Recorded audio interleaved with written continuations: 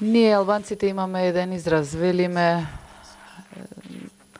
како ќе му се обратиш на планина, ќе се обратиш на планината, така ќе ти врати.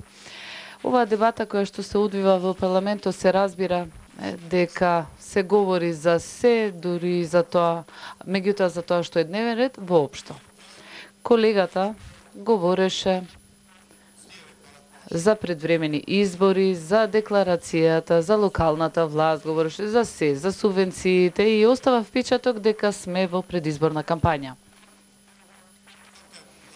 Се кажа големи зборови, не знам, за суверенитетот на државата и за се друго. Меѓутоа, јас знам каде ви е маката. Заедничката декларација на политичките партии постоеше и кога имавте мандат вие. Имате само една мака – специјалното обвинителство. Преку ова, вие само сакате да избегнете одговорноста пред законот, пред правдата, која што неопходно мора да се воспостави тука во Македонија.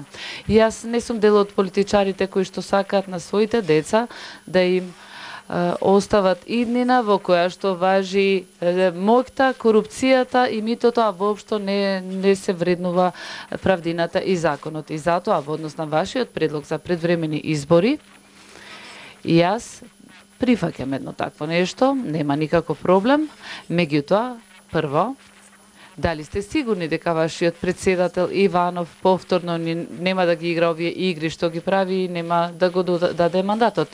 Прво, заедно да го свикаме на одговорност за тоа што тој не дал оставка и тука во парламентот да го разрешиме. А ако сакате парламентарни избори заедно со локалните, тогаш нека видат и председателските избори заедно и пред да одиме на тие избори, откако ќе се случи ова, ајде заедно да гласаме за специјалното обвинителство тука со двотретинско мнозинство, да влезе тоа во уставот, заедно со специјалниот суд.